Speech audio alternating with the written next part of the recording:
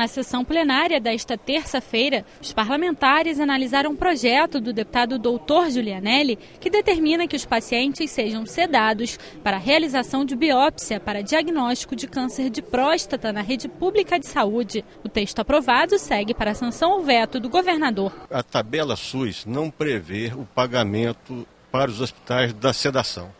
Então, muitas vezes, quando não ocorre uma suplementação das prefeituras, esse exame é feito a frio. E são 18 estocadas, 18 espetadas, e que trazem uma dor muito grande para o paciente. E os deputados Jorge Pisciani e Marcelo Freixo querem alterar a Constituição do Estado para ampliar a participação popular na proposição de leis.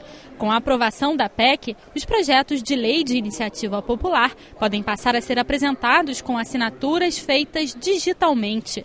As propostas devem ter assinatura de, no mínimo, 2% do eleitorado do Estado, distribuído em pelo menos 10% dos municípios. O texto foi aprovado por unanimidade e segue para análise do governador. É a primeira casa legislativa que aprova um projeto com esse teor. Agora a gente precisa regulamentar com a própria ajuda dessas mídias alternativas, que têm muita experiência com isso, e eu acho que vai ser um grande avanço de participação, fazer com que a sociedade civil organizada, queixosa, reclamante dessa democracia, possa participar, possa não só ficar na reclamação, mas possa apresentar projeto, e sem dúvida alguma isso vai oxigenar as casas legislativas e ampliar a democracia. Foram analisadas as emendas ao texto que cria um programa chamado Recupera Rio de Janeiro, destinado a aumentar a arrecadação do IPVA inscrito em dívida ativa. O Estado pode fazer uma parceria com o Poder Judiciário para realizar audiências de conciliação para facilitar o pagamento do imposto.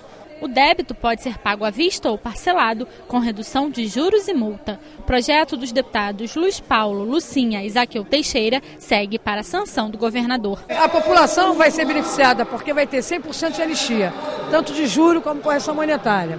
E que eu preciso observar com a população nas ruas que esse projeto é um projeto de grande valia, porque tira as pessoas da lista de devedores e, ao mesmo tempo, aumenta o caixa do Estado, para que a gente possa pagar a folha de pagamento dos funcionários, como também os professores, e dar continuidade, para que o Estado possa continuar funcionando. Outra proposta de emenda à Constituição na pauta altera a idade para a aposentadoria de servidores públicos. A chamada PEC da Bengala permite que a idade para os servidores se aposentarem passe de 70 para 75 anos. O projeto do deputado Luiz Paulo foi aprovado em primeiro turno e retorna ao plenário para nova votação. Se o servidor quiser aposentar aos 70 anos, chama-se a popular expulsória, ele sai.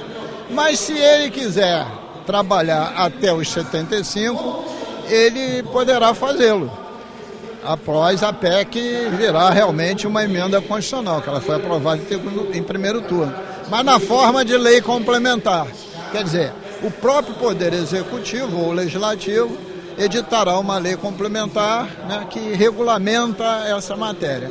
Mas é bom para o servidor, é bom para os cofres públicos, porque adia o pagamento da aposentadoria pelo Rio Previdência, que paga os inativos e pensionistas.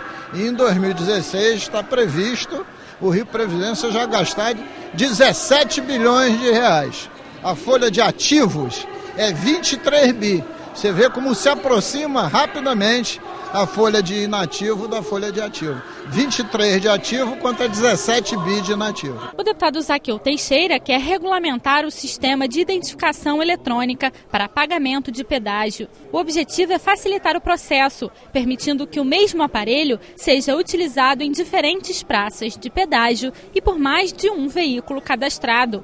O texto aprovado retorna ao plenário para a segunda discussão. Isso facilita a vida do consumidor, ele vai poder estar em todos os modais com o mesmo tag, e as empresas é que têm que se adequar para que possam aceitar todas as formas de utilização desse sistema. Então, é um sistema muito positivo, ou seja, você poder utilizar de forma ampla em todas as rodovias do nosso estado que utilizam a cobrança de pedágio, e permitindo assim que esteja vinculado ao CPF da pessoa, ao veículo cadastrado, e proibindo que você possa fazer novas cobranças caso você vá cadastrar um novo veículo ou fazer qualquer tipo de modificação. Já a deputada Lucinha quer estimular o consumo de legumes, verduras e frutas feios ou machucados pelo transporte. A ideia é que os supermercados tenham um local separado chamado Cantinho do Preço Justo para a exposição dos produtos. O texto também prevê desconto no preço desses alimentos. A proposta aprovada precisa passar mais uma vez pelo plenário antes de se tornar lei. Nós estamos aproveitando esses alimentos que têm o mesmo poder nutricional e através do Cantinho do Bom Preço, que vai ser feito através da rede de supermercados, onde terão gôndolas, né, com essas verduras, com esses legumes, que vão ser comercializados 30% valor inferior. Com isso, eu tenho certeza que a população irá economizar e irá comprar todos esses alimentos que estão em perfeitas condições. O Estado pode ter um programa de recuperação dos recursos inscritos em dívida ativa, resultado do não pagamento da taxa de incêndio. O projeto dos deputados Luiz Paulo e Lucinha segue os mesmos moldes do programa de recuperação das dívidas de IPVA. A ideia é isentar os devedores de pagamento de juros e multas para o pagamento à vista ou parcelado. A matéria aprovada retorna ao plenário para nova votação. Se você está devendo a taxa de incêndio, você vai ter 100% de abatimento de multas e juros. Aí sobrou o principal.